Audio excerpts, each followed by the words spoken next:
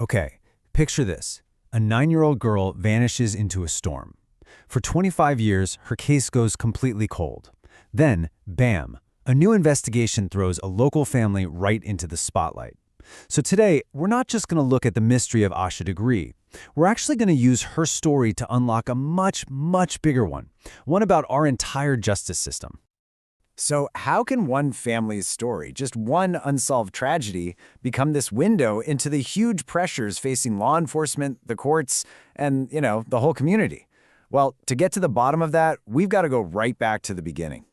All right, first things first. We need to get a handle on the heart of this mystery, the disappearance of this little girl. So it's Valentine's Day 2000. A 9-year-old girl named Asha Degree packs her backpack, leaves her home in Shelby, North Carolina, and just walks out into the middle of a stormy night. She was seen walking along Highway 18, and then she was just gone. No one has seen her since. For years, the case just went cold. Nothing. Her backpack was found about a year and a half later, but after that, silence. That is, until just recently. In late 2024 and early 2025, 2 new search warrants suddenly brought this case roaring back to life, and they focused intensely on one local family. And this renewed focus puts one family, the Deadmans, directly in the spotlight of a 25-year-old investigation. The warrants named the whole family, parents Roy and Connie, and their 3 daughters. But despite all this intense public and legal pressure, the family has presented a completely united front. They're maintaining their innocence, and they've even hired a spokesperson, Skip Foster, to tell their side of the story. In that unity, it's absolutely critical. The family spokesperson, Skip Foster, he makes it really clear that this isn't just one person's decision. By pointing out that all 5 of them are on board, they're sending this really powerful, collective message that they're innocent. So what is the case against them actually built on? Let's break down the evidence mentioned in those warrants and, the serious questions the family spokesperson has raised about it.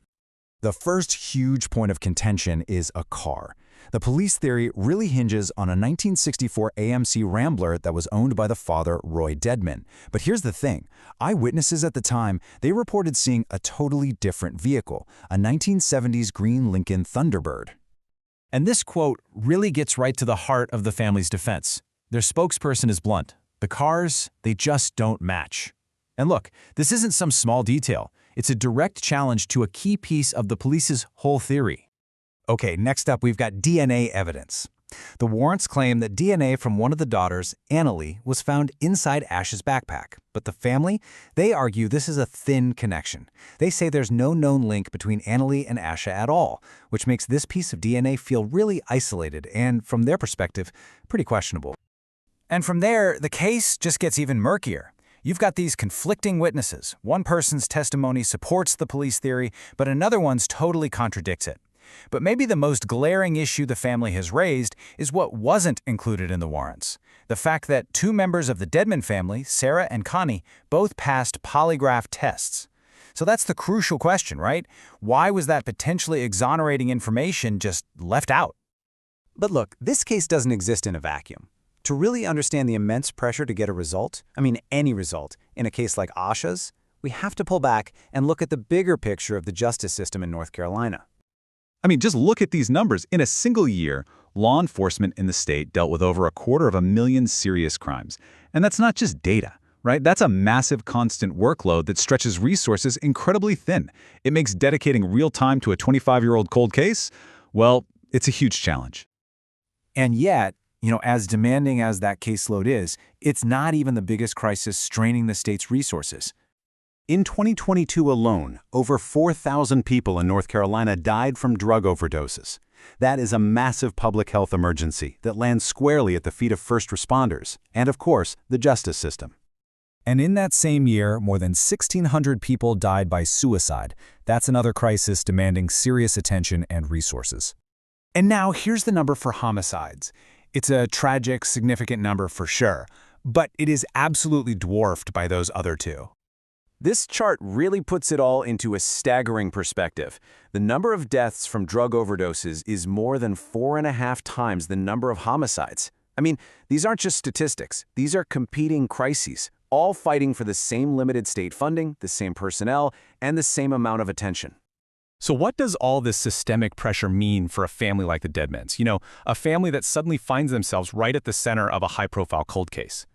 This quote right here is key to understanding their situation. See, the legal standard to get a search warrant is just probable cause, which is a much, much lower bar than the beyond a reasonable doubt you need to actually convict someone. What that means is, investigators can chase down theories and put families under intense scrutiny, all without ever filing formal charges. It's this kind of legal limbo, and it's all driven by that immense pressure to find answers. Because ultimately, behind all the legal theories and the systemic data, this is about one thing, right? It's about finding answers for a little girl who just vanished. This sentiment, which comes from the podcast that interviewed the family spokesperson, really cuts through all the noise. It doesn't matter if you're an investigator, a family under scrutiny, or just a member of the public. The shared goal is getting a resolution for Asha's family. And all of this leaves us with the final, really difficult question. When the evidence is contradictory, when decades have passed, and when the entire system is stretched to its breaking point, how do you even find justice? What does that path even look like? Not just for Asha Degree, but for the countless other cold cases out there just waiting for their day.